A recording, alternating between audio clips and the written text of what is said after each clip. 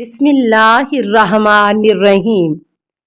السلام علیکہ یا صاحب العصر والزمان۔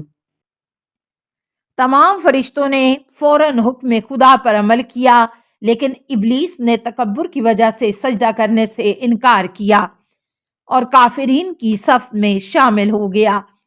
سورہ بقرہ آیت 34۔ سورہ بقرہ کی آیت 34 کے مطابق ابلیس اس نافرمانی کی وجہ سے 3 مخالفتوں کا مرتکب ہوا ہے۔ نمبر 1، عملی مخالفت، جیسا کہ آیت میں آبا یعنی سرکشی کی تعبیر اس معنی کو بیان کرتی ہے جو اس کے فاسق ہونے کا موجب بنی۔ نمبر 2، اخلاقی مخالفت، آیت میں استکبارا اس نے تکبر کیا کی تعبیر اس مخالفت کو بیان کرتی ہے اور یہی تکبر اس کے بہشت سے نکالے اور جہنم میں ڈالے جانے کا موجب بنا۔ نمبر 3، عقیدتی مخالفت، اس نے تکبر آمیز مقایسہ کرتے ہوئے عدل الہی کا انکار کیا تو کان من الکافرین، کافروں میں سے ہو گیا۔ خداوند قدوس نے ابلیس کو خطاب کرتے ہوئے فرمایا، اے ابلیس، کون سی چیز آڑے آئی ہے کہ تو نے ایسی مخلوق کو سجدہ کرنے سے انکار کیا جسے میں نے اپنی قدرت سے خلق کیا ہے۔ ابلیس نے خدا کو جواب دیتے ہوئے نہ صرف یہ کہ معذرت نہ کی بلکہ اپنے اور حضرت آدم علیہ السلام کے وجود کے درمیان غلط قسم کا مقایسہ اور تقابل کرتے ہوئے کہا، میں آدم سے بہتر ہوں، مجھے تو نے آگ سے پیدا کیا ہے لیکن آدم علیہ السلام کو مٹی سے خلق کیا ہے اور مٹی پر آگ کو برتری اور فضیلت حاصل ہے۔ ابلیس کا تکبر کرنا اور اپنے آپ کو برتر سمجھنا اس بات کا موجب بنا کہ اللہ نے اسے حکم دیا، فَاخْرُجْ مِنْهَا فَإِنَّكَ رَجِيمٌ وَإِنَّ عَلَيْكَ لَعْنَتِي إِلَى يَوْمِ الدِّينِ۔ سورہ صاد آیت 77-78۔ پس تو یہاں سے فرشتوں کی صف سے نکل جا، تو مردود ہے اور یقیناً تیرے اوپر قیامت کے دن تک میری لعنت ہے۔ ابلیس نے کہا، پروردگار، مجھے اس دن تک کی مہلت دے، یعنی زندہ رکھ کہ جس دن انسانوں کو اٹھایا جائے گا۔ خدا نے فرمایا، تجھے ایک معین مدت تک مہلت دی جاتی ہے، اللہ کی جانب سے قیامت تک۔ زندہ رہنے کی مہلت پا کر ابلیس اور زیادہ مغرور ہو گیا، کیونکہ وہ حضرت آدم علیہ السلام کی وجہ سے راندہ درگاہ حق ہوا تھا۔ اس نے کھل کر حضرت آدم علیہ السلام کی دشمنی شروع کر دی۔ اس نے کہا، خدایا، تیری عزت کی قسم، میں تمام انسانوں کو گمراہ کروں گا لیکن تیرے خالص بندوں پر میرا کوئی زور نہیں چلے گا۔ سورہ صاد آیت 71-83۔ ابلیس کی حضرت موسیٰ علیہ السلام کو نصیحتیں۔ کہتے ہیں حضرت موسیٰ علیہ السلام کے زمانے میں ایک دن ابلیس آپ علیہ السلام کی خدمت میں آ کر کہنے لگا، اے موسیٰ، میں تجھے 1003 نصیحتیں کرنا چاہتا ہوں۔ حضرت موسیٰ علیہ السلام نے اسے پہچان لیا اور فرمایا، جو کچھ تو جانتا ہے اس سے کہیں زیادہ میں جانتا ہوں، لہٰذا مجھے تمہاری نصیحتوں کی کوئی ضرورت نہیں ہے۔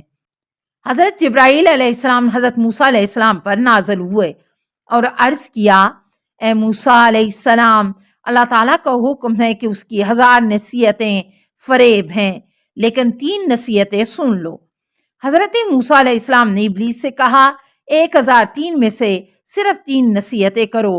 ابلیس نے کہا، نمبر 1، جب بھی کوئی نیک کام کرنے کا ارادہ کرو تو اسے انجام دینے میں جلدی کرو ورنہ میں تجھے پشیمان کروں گا۔ نمبر 2، اگر کسی نامحرم عورت کے پاس تنہا ہو تو مجھ سے غافل مت رہنا ورنہ میں تمہیں منافی عفت عمل پر آمادہ کروں گا۔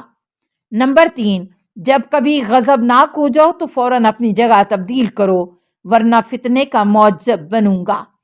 شیطان نے کہا کہ اب میں تمہیں 3 نصیحتیں کر چکا ہوں، ان کے عوض میں تمہارے اوپر حق ہے کہ خداوند متعال سے سوال کرو کہ وہ مجھے معاف کر دے۔ حضرت موسیٰ علیہ السلام نے شیطان کا یہ مطالبہ خدا کی بارگاہ میں پیش کیا تو اللہ تعالیٰ نے فرمایا کہ شیطان کو معاف کرنے کی شرط یہ ہے کہ وہ آدم کی قبر پر جائے اور اس کی قبر کی خاک کو سجدہ کرے۔ حضرت موسیٰ علیہ السلام نے خدا کا یہ فرمان ابلیس تک پہنچایا۔ ابلیس جو ابھی تک اپنے تکبر پر ڈٹا ہوا تھا، اس نے کہا، اے موسیٰ علیہ السلام، میں نے اس وقت آدم کو سجدہ نہیں کیا تھا جب وہ زندہ تھا، یہ کیسے ہو سکتا ہے کہ اب اس کی قبر کی خاک پر سجدہ کروں؟ ہمائے سعادت صفحہ 206۔ حضرت آدم و حوا علیہ السلام کی تخلیق۔ دنیا میں ایک انتہائی خوبصورت جگہ ہے جو درختوں سے پورا اور سرسبز و شاداب ہے، اسے بہشت دنیا کہتے ہیں۔ اللہ تعالیٰ نے حضرت آدم علیہ السلام کو وہاں پر پیدا کیا اور ان میں انسانی روپوں کی، پھر فرشتوں کو حکم دیا کہ انہیں سجدہ کریں۔ جب اللہ تعالیٰ نے ارادہ کیا کہ حضرت آدم علیہ السلام کو اولاد عطا کرے اور ان کی نسل کو وجود بخشے، تو اس کی مشیت اس بات کی متقاضی ہوئی کہ ان کی زوجہ، تاکہ وہ اس سے ازدواج کریں اور اس سے ان کی اولاد پیدا ہو۔ اللہ تعالیٰ نے حضرت حوا علیہ السلام کو حضرت آدم علیہ السلام سے بچی ہوئی مٹی سے پیدا کیا۔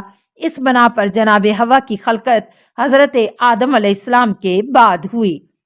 عمر بن ابی مقدام کہتے ہیں کہ میں نے حضرت امام محمد باقر علیہ السلام سے پوچھا، اللہ تعالیٰ نے جناب حوا کو کس چیز سے خلق کیا ہے؟ حضرت امام باقر علیہ السلام نے فرمایا، اس بارے میں عام لوگ کیا کہتے ہیں؟ میں نے عرض کیا، لوگ تو یہ کہتے ہیں کہ اللہ تعالیٰ نے حضرت حوا کو حضرت آدم علیہ السلام کی ایک پسلی سے خلق کیا ہے۔ آپ علیہ السلام نے فرمایا، وہ لوگ غلط کہتے ہیں۔ میں نے کہا، اے فرزند رسول صلی اللہ علیہ وسلم، آپ صلی اللہ علیہ وسلم پر قربان جاؤں، پھر اللہ تعالیٰ نے جناب حوا کو کس چیز سے خلق کیا ہے؟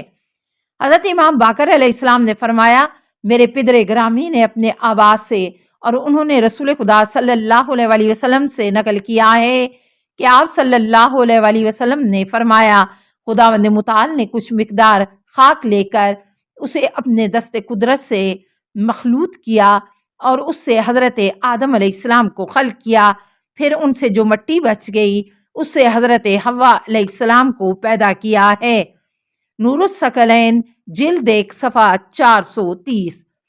اس طرح سے حضرت آدم علیہ السلام کی تنہائی ختم ہوئی، حضرت حوا علیہ السلام سے مانوس ہوئے، جیسا کہ حضرت امام جعفر صادق علیہ السلام فرماتے ہیں۔ اس وجہ سے عورتوں کو نساء کہتے ہیں، کیونکہ اس لفظ کی اصل انس ہے۔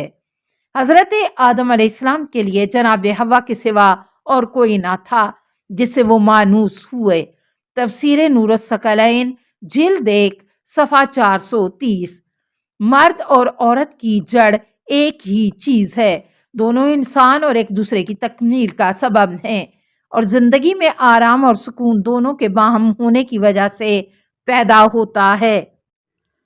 السلام علیکہ یا صاحب العصر والزمان، الامان الامان الامان من فتن الزمان، السلام علیکہ یا خلیفۃ الرحمن، السلام علیکہ یا امام الانس والجان، السلام علیکہ یا مظہر الایمان، السلام علیکہ یا شریک القرآن، السلام علیکہ یا قاطع البرہان، السلام علیکہ یا امام زماننا، ھذا اجل اللہ فرجک وسہل اللہ مخرجک وظہورک، السلام علیکہ ورحمۃ اللہ۔ اللہم صلی علی محمد و آل محمد۔